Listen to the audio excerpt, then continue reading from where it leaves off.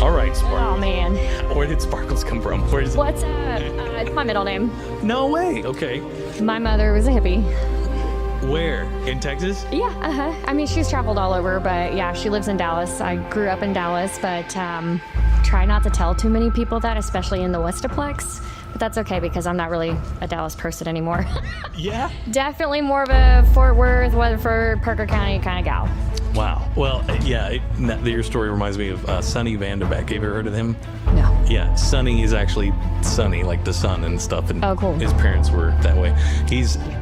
But he's very shy on camera, so it's a very intimate thing every time. Yeah, and it's like interesting. Yeah, and a good example is during COVID, he had done a book called Selling Without Selling Out, meaning he'd sell a business, but then he had it failed. He was able to buy it back, get it back up and running again. I don't know how many people I've come across that this happened. They build something like that and it falls apart and they give it back. Yes, it happens all the time. Well, he wanted to do his audiobook, and he must have paid a good price for the audiobook and a narrator. And the narrator sounded great, but it didn't have any of his inflections of his story. So he's like, I want to re-record it. And he didn't want to go to a recording studio, so I padded his office and we sat there. And then, it was funny because me and his assistant kept trying to convince him not to dip. He was dipping while we were filming or recording. And we're like, we can hear it. You can hear it in the mic. Yeah. Oh, yeah. So I have a musical theater background. So So we accommodated, and his book came out, and audiobook, and it was far better. It was far better than the other recording. But it's funny you mentioned that. My mom, so being a hippie, one of the things I've always said is, oh yeah, hey y'all, this is my mom. She was a hippie. It's kind of how I introduce her. I don't know why. It's just what stuck. So she wrote a memoir, and I read it, and it's got some awesome stories in there. But I'm like, Mom, you didn't put this part in there. She says, well, I didn't want anybody to judge me. I'm trying to keep it PG. And I'm like, you're a hippie. Like, there's no PG about being a hippie. So she hasn't rewritten it, but it would be good. I would love that because of all the stories that I actually know about her. Oh, and did you read stories that you didn't know about? I did. No way, that would have been weird. Yeah, it was weird. There was like, oh, that connects or something, right? Yeah. So these are memoirs. We're selling her book, by the way. What book is it? Where can you find this book? You can. She just wrote it for the family. It's not been published anywhere. She just wrote it and handed it out as Christmas presents to the family. I'll bring it and then you can read it. That is epic. Yeah. I got to see this. Yeah. Oh, well, I can't because it's a family thing, right? It's a family thing. Yeah, right. Yeah, I was like, Mom, there's like no good stories in here. There's good stories, but talking about the inflections, like that's not in there. Yeah. So you're up, you went to school and everything? Mm-hmm. Okay, so how did you get here? Why? How did I get here? That's a question for my husband because he doesn't even know the answer to that. How did you meet your husband? On Bumble. Are you kidding? 9 years ago. Now we're an online success story. Yeah. Yeah. Well, so when you date online, you know how you can have like a radius of how far out your matches? Yeah. Well, he lived in Fort Worth. I lived in my childhood home in Dallas. Wow. So I don't know how we crossed paths online, but we did, and it worked. And our first date is a story for a whole nother podcast. Okay. It's hilarious, but we've been together 9 years, married. I'm sorry, 8 years, married 5. Okay. Oh, wow. Amazing. Well, congratulations. Yeah, it's funny. There's all the different sites that are out there. There's a guy that actually makes songs of somebody that has submitted the strangest back and forths. Of online dating. Yeah. Oh, wow. There's some crazy stories out there. Yeah, I can't. And it's funny because, all those different apps, and I've had to go through, and I was like, I'm going to make a documentary about this. This is insane. Yeah. This works. Oh, yeah. But I've had friends of mine that were embarrassed to even say it. They would say, I'd be in a bar. I met her in a bar. I was like, dude. That's the original way people met people. That's right. There was no online. It's like you didn't just cold call somebody from the Yellow Pages and say, hey, I'd like to meet you because I'm interested in dating somebody. You're like, let's go somewhere. No, you just met people out in person, or your friend said, hey, I know somebody. Now it's all different, but and what is he? Totally title related. Yeah, well, exactly. It's in the wild. That's right. In the wild. Mm-hmm. So they want to know more about this conversation because it's so awesome. Yeah. They'll click over. They're like, oh, she's dialing. What did your husband do? So my husband is a financial analyst. Oh, my gosh. You would never know by looking at him. He looks like a lumberjack, a red lumberjack, a gorgeous one. But yes, he's a bear, and he loves those numbers. He's a genius when it comes to spreadsheets, and I often call him. So one of my lenders that I work with is Glenda. Okay. And we've been doing these social media classes for a couple of years now, and she's really gotten me a lot more organized as far as a CRM. So I use Google Sheets for my personal CRM. Yes. And since my husband is the numbers dude, and he has all these like paragraphs of formulas that connect from tab to sheet to tab to whatever, and this cell, excuse me, oh my God, he would kill me. This cell has this paragraph long formula that gives you $70.32, and it connects over to this one that says, oh, well, last year it was this and all of that, and then but what it's going to be in 3 years is $82.72. And it's just like, so my point is that I call him all the time for formulas for my CRM. Like, hey, I'm on Google Sheets. He goes, again? And he's like, send it over, and he'll just fix the formula, and then I learn from it and just copy and paste and move on. Yes, I've seen some intense was flipping houses. There was a house calculator. It was down to the shingles. I mean, it was amazing how it calculated all this. And yeah. It was like, use a patented Excel spreadsheet that no one could, you had a code to log in. That stuff. Oh my gosh. Well, I'm learning. I have an interest in it, but not like... Yeah. So what do you do primarily here? So here, I'm a business development rep. Okay. So my job is to make sure that the realtors feel supported in every part of the transaction. So the title company, we do all of the legal paperwork and make sure that a property is transferred to the new ownership legally, properly, everything's in line, and all of that boring paperwork stuff that title people love. So I wine and dine the realtors. I educate them. I host these classes. I help them with marketing materials.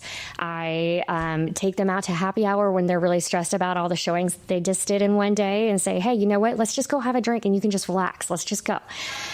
Or we do the social media classes that Glenda does, and we've got CE classes, continuing education, where the realtors have to have so many hours of these classes to be able to keep their license active. So we host a bunch of those, and I just make sure that all of the communication is going well between the escrow officers and everybody involved in the real estate transaction.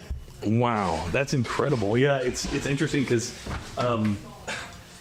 who knew that they needed that support? Oh yeah.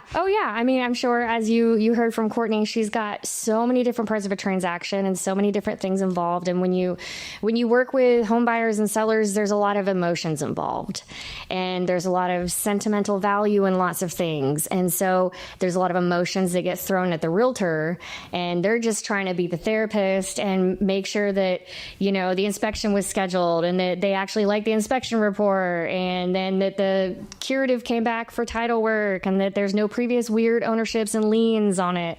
And so they get all of these things thrown at them and have to figure out how to support that client. And so, yeah, we're here to support that. So take that stress off their plate. Yeah, that's fascinating because I guess I'm trying to picture the situation in which I've just got licensed. I don't know very many title companies. I'm still new. Is this something you see? What happens? All the time. So that's what I'm for. That is what I'm for. So I know all the people. I like to be a conduit of connectivity and have resources in my back pocket. And they say, well, I just got my license. I don't know what to do. Okay, great. Well, you probably need to educate yourself. Do you have your Google business profile set up? Do you have your website? Do you have your emails? Do you have a CRM? Do you have a process of how to call your potential clients? Who have you reached out to? What's your sphere of influence? What do you want to be doing in a real estate transaction? What kind of a realtor do you want to be? Do you have everybody that you need to call when you need to call them? Wow. Yeah. Yeah, that sounds like a lifeline big time. Yeah, it's fun. I love being it. Yeah, and I guess when they go through the realty program of getting licensed and everything, it's just like they don't have any answers. They don't give them. They just give them the certification, and there you go. There's so much to getting your real estate license that it can be overwhelming. And so then they get their license, they pass the test, and they don't know where to go from there. So that's what I'm here for, is I try and sit down with you and give you a strategy on how to get to your next step, how to build that double and keep going from there and just keep building on your sphere of influence. Okay, wow. So is it like, are you a coach of some sort? Is that how it works? Like do I take you on as a service? How does this work? No. Just when you get your real estate license, you just try and talk to people around you and say, hey, who do I call that can help me find my next steps and grow and figure out who else to put in my back pocket. And so hopefully I made enough of an impression on somebody that they recommend my name. A lot of times I try and make sure my social media has a good presence so that these realtors can look up hashtags, and maybe one of my hashtags pops up in what they were searching for, and they see what's on my social media, and maybe it's something that they need that I provide, and then the relationship's made. Awesome. And primarily, is it this office you're out of? Yes. Okay. Yes. Why this one? Why this one? Well, I've been in Parker County for about 4 years now. Okay. I live in Fort Worth, but I've been working in Parker County for 4 years before the traffic started to get bad. Yes. So I was driving opposite way of rush hour traffic in the morning and evening. Twice the drive now, but that's okay. It's the people here. Yeah. It is absolutely the type of people in Weatherford and Parker County that keeps me coming back out this way. Wow. Everybody is so genuine. You want Texas hospitality, like it's here. It's Weatherford. It's small town, but it's not small town. There are so many resources available within this small town. There are really cool places to do stuff. There's great restaurants. There's even more now that more people are moving out to Parker County. There's land. Weatherford's the cutting horse capital of the world. There's so much rodeo love here. Like, I didn't know anything about the rodeo being a Dallas girl, and now I'm like, oh yeah, let's get that team roping going. Go barrel racing. I love it. I thought it was Will Rogers and stuff. No? Will Rogers is in Fort Worth. Right. So why is this the capital one? The cutting horse capital? Yeah. I don't know. I don't cut horses. I don't even own any. My in-laws do. Oh, okay. And all my realtors do, but and that's great because I don't own a horse either, and and it costs a lot to take care of them. But if I ever need access, or if I ever need to take one out, oh yeah, let me know. I have lots of people here that have plenty of horses. They'd probably be like, "Please come brush my horse. I don't want to do it." So, you said you had a CRM for the Excel spreadsheet and stuff like that. Do you feel like there's a capacity of how many people you can help at one time, or how does that work? Yeah, I think everybody has a certain limit of how many people that they can help at one time. It's kind of like how you have, 5,000 friends on Facebook, but how many of those 5,000, A, do you still know? B, do you talk to on a regular basis? C, do you actually see pop up in your feed? Yeah. I mean, so there's we all have to find our certain limit of how many people that we can actually work with. On average, it's probably around 100 to 150 realtors in a wave of your life that you work with at a time. Because I have 5,000 friends on Facebook, but like I said, I don't know all of them anymore. They've all moved on to different places, and so it's just, I think mentally, it's just that's about what you can keep track of, is around 150. If you can do more, I'm impressed, and I want to know how you do it. Exactly. So essentially, when you're doing the helping and getting these realtors through, what's the most satisfying thing? Are you actually helping them with social media too? Oh yeah. So tell me the transformation that you've seen happen. Gosh, it's super rewarding to be able to see realtors that I've helped with their social media grow and get more as an actor too. It's really cool to watch these realtors get more comfortable with themselves on camera, and they're like, oh, no. I really need to know how to do social media because I know it's what's going to help build my business, because that's the way business works now. But I don't want to be on camera. So can you teach me to do the B-roll film stuff? Yeah, for sure. Let's work on that. And, you don't even have to use your voiceover. You can just do like a transcript and pop those words up into captions and put that on there. But then they start filming themselves, and they're really awkward at first. Some are great, but some are really awkward at first. And I'm just like, hey, I'm so proud of you. You did a video. It was awesome. And they're like, oh, no, blah, blah, blah. I'm like, no, but you did it. And that's the thing. Yes. You were authentic, and you put yourself out there. And then a month later, they've done like 80, 100 more. Wow. And you're like, they're a pro now. I'm so proud of them. They did that. And they grew, and they figured out how to be confident with themselves. And I feel confidence is huge. Yes. In real estate. Yeah. You may not know all the answers, but if you don't have the confidence to tell your clients, don't know, but I'm going to find out. if you make something up that you don't know, Oh man. that's not good. That's Yeah. not helpful. So just having that confidence and And it is interesting dealing with realtors. You feel like, is this a poser or no? This is a celebrity. poser. How old are you? Uh-oh. A poser. I was like slaying in middle school, like, oh, we got a poser over here. Okay, you got me. Wow. Sorry. I'm dating myself I'm already. real too. It's fine. Gee.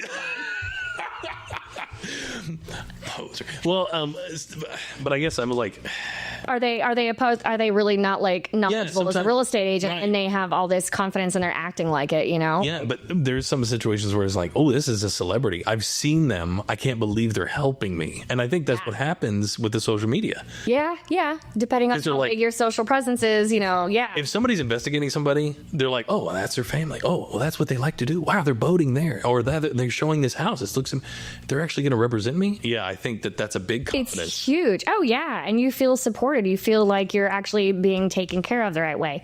One thing that Glenda does that I love is helps keep the realtors and us and everybody involved in real estate that she teaches about social media. She helps keep us on track as far as how much is real, how much is authentic versus, business versus personal. How much are you posting that's business related? Yeah. How much are you posting that's personal? That's a good one. That's a good. I always tell this story about the Facebook story. Did you hear about the algorithm for each individual person? So Facebook started out with a college, and there was Right. there was the poke button. Good old 2007. That's right. Poke button. I still get poked sometimes. It's What? really weird. No, It what? pop up in my notifications. I'm like, all right, okay. That's a poke. Okay. Yeah. So-and-so poked you. They're thinking of me. Cool. Yeah. Very odd. And Yeah. well, so what happens is everybody was exiting college, and they still wanted to keep it because you could only have an email, a college email. You wouldn't be on Facebook. So they opened it up to the public, but then people started posting too many baby videos, like you're talking about. Too many. I've just got a baby. Here's my kids. Oh, yeah. And so they wanted to stick people and keep them locked in. So that's why I tell a lot of business owners is like, you post stuff and only your closest friends will see it because they need someone to see it that will acknowledge it and keep you engaged to keep posting that nonsense, but they won't show it to everybody else because it's not relevant. So that's, to me, I call that visibility. Visibility. Okay. Yeah. So there's a lot of things with the algorithms that can increase your visibility to your feed and decrease your visibility to your feed. That's a simple way to say it. Yeah. Yeah, because there's a lot of things, if you post, as a realtor, if you post an open house flyer, that's great. We need to know that you have open houses, and we need to go see the houses. Otherwise, how are they going to get sold? Yeah. But if that's all that your feed is open house, open house, open house, open house, open Yeah. house. Well, I mean, that's great that you have a bunch of listings and you're an active realtor, but I don't really feel like I know you as a person, and I don't know if we're going to match and we're going to be a good fit for each other. So I'm going to see who else is out there and if they're a better match for me and my personality. Wow. And then when you see somebody's family on Facebook, their kids, things that they're doing in the community, restaurants they're going to, they're writing Google reviews and showing the community that they know that area and that they can be a local expert. Yeah. That's the kind of person that I would think most people would gravitate to as far as choosing a realtor. Yeah. So having that business versus personal is 50-50. Yes. Mm-hmm. Okay. That's a great. Yes, you had a lot of. Yeah. Do you teach classes? No. No. It's better. It's one-on-one because then you can figure out what the issues are and correct them. Yes. Yeah. I feel like sometimes the knowledge that we have as business development reps in real estate is that it's so overwhelming that Yeah. if we don't just sit down with you one-on-one, we don't know where you're at. Yeah. And everyone in a classroom is on a different level. And so then some people are like, well, I already knew that. And I think people are so close to their own canvas, they Yes. don't see the issues. Like you're saying, too many postings of family stuff. or family stuff. And okay, yeah, you're doing all your personal, but I didn't know you were a realtor based on your Instagram Oh, profile. yeah, there you go. You got to put your realtor stuff out there too. You have to, yeah. So Yep, and I have a problem with that too. I'm all over the place. And my assistant says no, that's not what this subject matter. You stick that over there. yeah, stay over there. Yeah. I've also heard, I think Glenda's the one that told me, I've also heard that more personal stuff on your stories and more business stuff on your feed, like your profile. Okay, yeah. I think 50-50. Has anyone ever used the LinkedIn, or do you use the LinkedIn that much? It's a different animal. I don't know much about LinkedIn, and I think if you looked me up right now, I'd probably still have a really pretty cover photo from July 2024. Oh. Because for a while I was updating it every month. Like, yeah, I'm going to nail this LinkedIn thing. No. Yeah. No. What have some of the crazy movements that you've seen so far on the social media in realtor relating, I guess? Oh, personally, I really love to see realtors recreate the trendy viral videos on TikTok. Oh my gosh. I love the ones where it's like somebody just rolls in the screen and looks like they're falling off of a roof or something, and then it's like the realtor, hey, just wanted you to know we're having a class today at 4 p.m. And it's like, that wasn't that person falling off the roof, but now they acted like they fell off the roof, and there's a class at 4 p.m. Great. Well, they caught my attention. Yeah. You like those? I love those. Yeah. I don't have any of them. They're very creative, yeah. I don't have any of those. I don't know how to do the editing on that yet, but I will. Yeah. I think CapCut itself has a whole bunch of those hooks, like the beginning hooks. Is that all it is? I think it is a template. I think it's a template. Yeah, that thing is... See, the more you know. Yeah. So you were doing acting? You do acting still? I haven't in a while. The last thing I did was an original musical almost 2 years ago. Oh, no way. Yeah. Wow. Yeah. An original one. That's... Okay, and so where was it? Do you do Hip Pocket? What do you do? Hip Pocket. Pocket Sandwich Theater. Is that what you were thinking? I think so. There's a whole bunch of... You guys ever out with several... Yeah. Yeah, that is the place. Hip Pocket. No, right. I've done a lot at Pocket Sandwich Theater, but yeah, I've kind of done a lot everywhere. But the last one I did, quick plug. I mean, it's not like it's showing anywhere, but it was so great. It was so great. Scott Eckert wrote it, and it's very quippy. Like, it's just very cleverly written, the script and the music, and it was called Death the Musical. Oh, wow. It was the third one. Mm-hmm. The first two, none of them relate to each other, but they're all like murder mysteries, essentially. Oh, wow. Murder mystery musicals. Oh, yeah. It was awesome. I played so this one was about some sorority sisters that get together after 20 years. Uh-huh.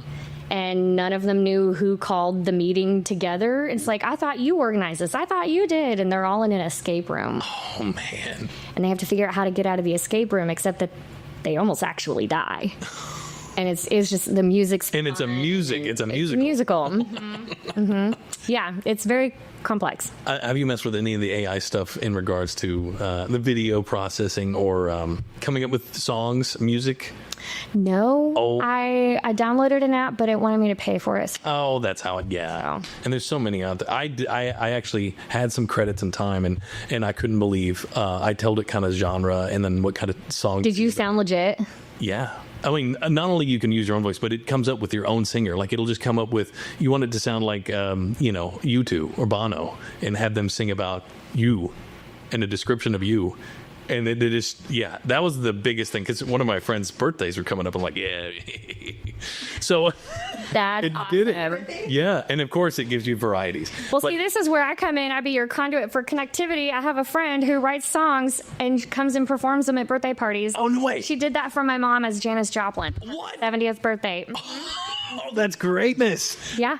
That is a great birthday. I don't need AI. I got friends. There you go. So how does that work? So you tell them ahead of time? Yeah. Okay. Yeah. So my mom's turning 70. She loves Janis Joplin. She was cool. Tell me some stories about her and facts and birthdays and things like that. Sisters, family, where she's lived. And I told her all these things. And she wrote a song and she sang it to the tune of Bobby McGee. And she dressed up like Janis Joplin and came and performed at the party and just kind of hung out. And my mom was like, Janis Joplin just sang about my life. That is great. It was really cool. Yeah. Yeah. Okay, tell us about Capital Title, how many plants you have, and why Capital Title is the best. Yes. Capital Title is awesome. So working in real estate, you see a lot of people work for a lot of different companies. And I love working with Capital Title because we're still independently owned. We're the largest independently owned title company in Texas. Wow. And we have around 140 offices. We're licensed in 9 different states. We have offices in those other 9 states as well. We're in around 69 different counties in Texas where we have offices. And pretty much if we have an office in that county, we have a plant too. Okay. Which helps keep things in-house. We don't have to go to out-of-county title plants. We get all of the title searches back a lot faster. We have our own underwriter, First National Title Insurance. And it's just... It's really cool because of the amount of support that we have. But like I said, we're still independently owned, so it's all just Bill Shattuck. He's got all these other different companies under his umbrella as well.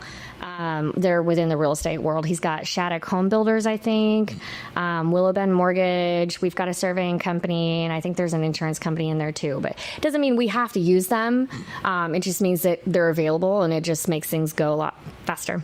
Yeah, definitely. Yeah. What did you do today here at the title company? So today we hosted a class. We hosted a class on CapCut. Oh.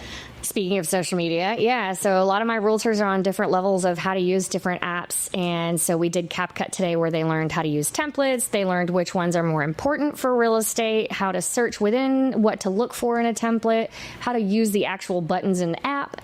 And it was very hands-on. And so we were going through looking at people's phones and their desktops and saying, this is how we do it, blah, blah, blah. It's been a very busy day here. We've had a closing. One of my escrow officers actually drove to Fort Worth to do a closing because, see, pros of having lots of offices around you within the same title company. And so she went there and back and did a closing here, and then we had the class, and now we've got the podcast, and we did a closing here. Yep. So she did 2 closings today, one in Fort Worth and one here.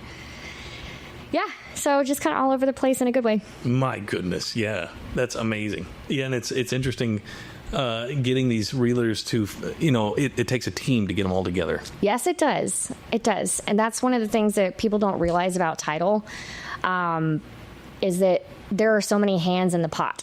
Yes. There are so many hands in the pot. And it's our job to make sure that it's all working in sync. Yeah. So the title company does everything from beginning to end, and we're the ones that actually physically handle the money. We're the ones that get the cash and the checks and the wires and all of that stuff. The lenders don't actually touch the physical money, which is hilarious. We were talking about that earlier. And you got to make it where you don't bump into each other. Mm-hmm. And it's a handoff. Yep. It's like you're balancing a giant table. It's a relay. Yeah. We are the baton. The title company is the baton. There you go. So what is the most common concern people have when it comes to closing, and how do you help them? Is this going to get closed on time? But is it going to close on time? But is it going to close on time? But is it going to close on time? Okay, I know you said that, but is it going to close on time? So communication is key. Yeah.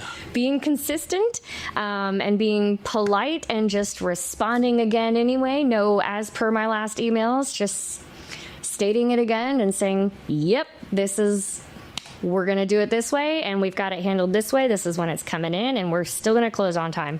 No, that's not going to get here before close, but we don't need that for this particular closing. So even if we get it after close, we're still closing on time, and then you'll have that as well. It's reaffirming the confidence. Yes. Just giving them confidence. And it sounds annoying, but it's not. It's just like, I'm here with you. I'm here with you. Yeah. Support you. We support you. We support you. We support you. And that's it's interesting, because through these transactions, that's what you need. You need somebody to, it's holding hands big time. It's, yep. I'm here. Yep. You got a problem? That's fine. Go ahead. You want to yell at me? That's fine. I know. Oh man, I feel like literally everybody in real estate is their own therapist. Yeah. It's everybody. We're all everybody's therapist. Like the realtors call me and they blah blah blah blah blah. I call the realtors. Oh my God, you wouldn't believe blah blah blah blah blah. Yeah. It's the way it is. And the clients too. And we're dealing with humans with emotions. I know. Like I said, it's all super emotional, and we just got to figure out how to keep it under wraps. And isn't it weird that the intensity of these emotions are more amplified with this type of... I think that the infrastructure baffled me when I was like, why can't we just buy a car? Why can't we just buy a house? It's like, no. We had some family friends recently that were like, hey, I think we're thinking of buying a house. You're thinking of buying a house, or you want to buy a house? How soon do you want to buy a house? What do you mean? Why can't we just go look at houses? You can't just walk into a house. Yeah. That house could be vacant and locked. You can't just walk into that house that has a sign in front of it. There's a whole process. It's a lot more complicated now, but for a good reason, there's a rule because somebody did something stupid that somebody had to make a rule for. Yeah. So it's all for the better. That's right.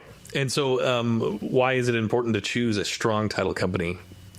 Because, title companies usually just provide the same service essentially, but they're not all created equal. They don't all have their own underwriters like we do. They don't have as many offices like we do. They don't have the strength of the escrow officers and the knowledge that their escrow officers have.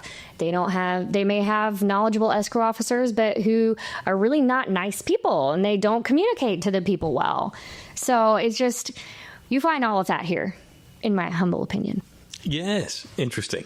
I didn't even know that there was title. I thought all title companies are their rule. It's like McDonald's and Taco Bell. No, it can be apples to oranges. Yeah, absolutely. Really? Like some title companies don't even have an app. We have a closing cost app for realtors. What?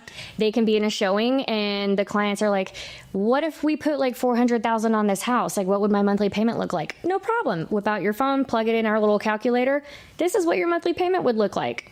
There you go. You have an app? Yeah. How do I find the app? It's called Cap App One. Oh my goodness. And the logo, what does it look like?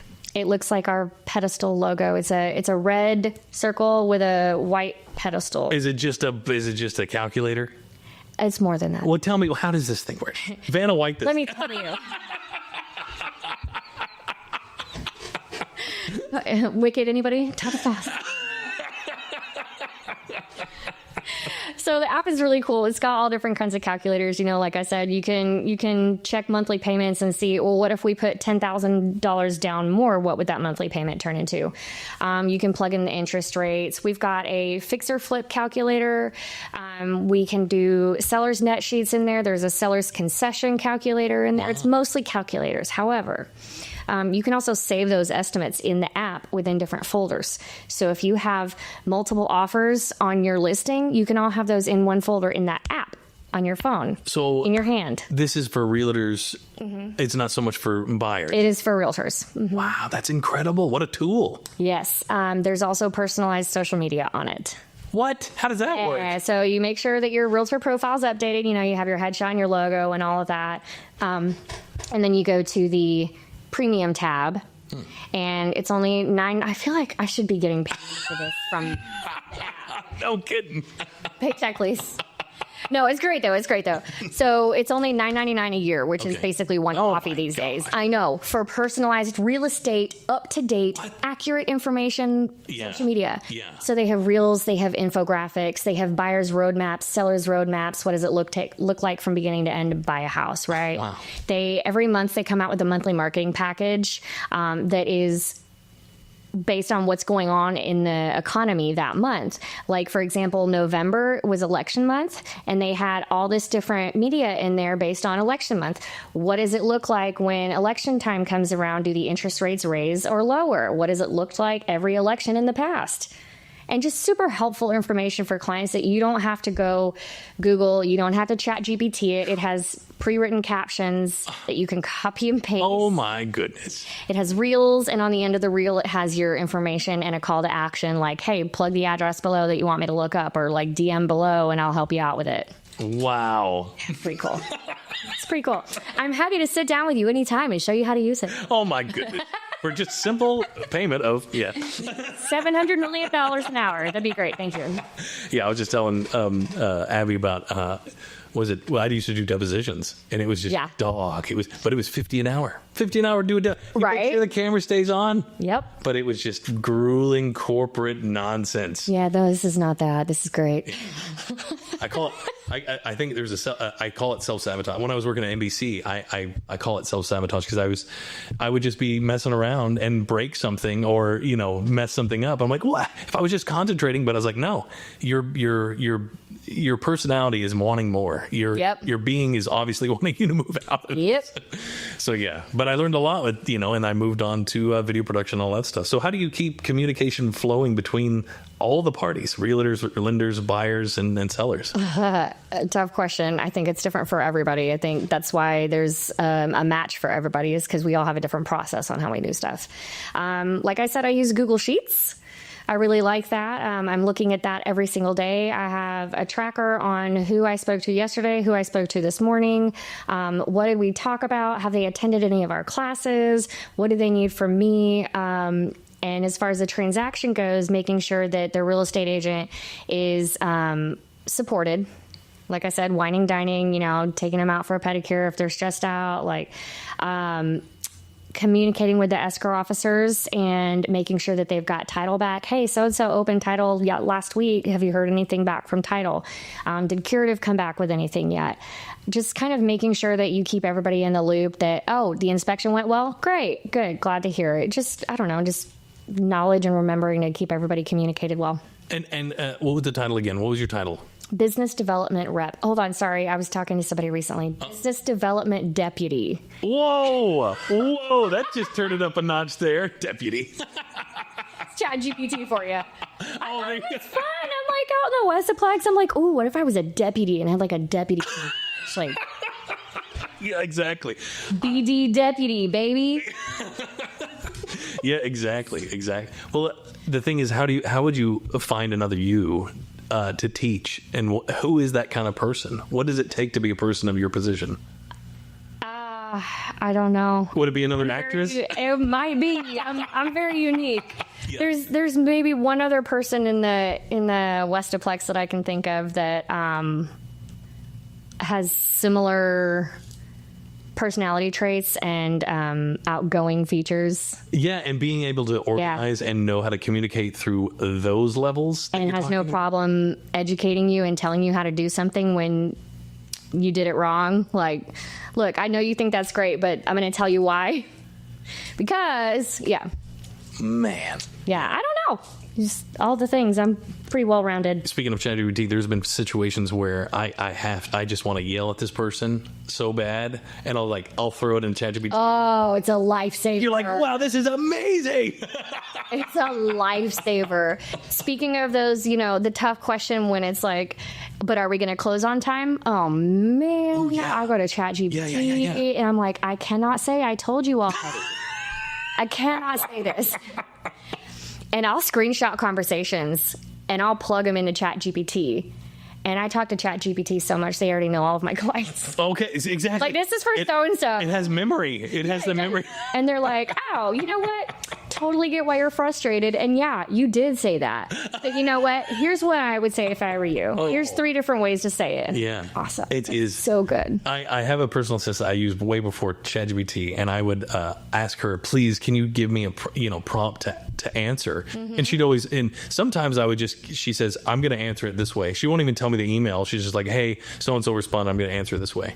Yeah. I'm like, oh, that's perfect. Yeah, do that. Great. Thanks. And she was nervous at first using my name and stuff. She's like, this is Logan's assistant talking through Logan's email. I was like, don't say that. That's ridiculous. Don't do that. Anyway, I know it's not me. Exactly. So I was like, certain tasks, I would go to ChatGPT and I would try to race her. And then I found out that she was using it.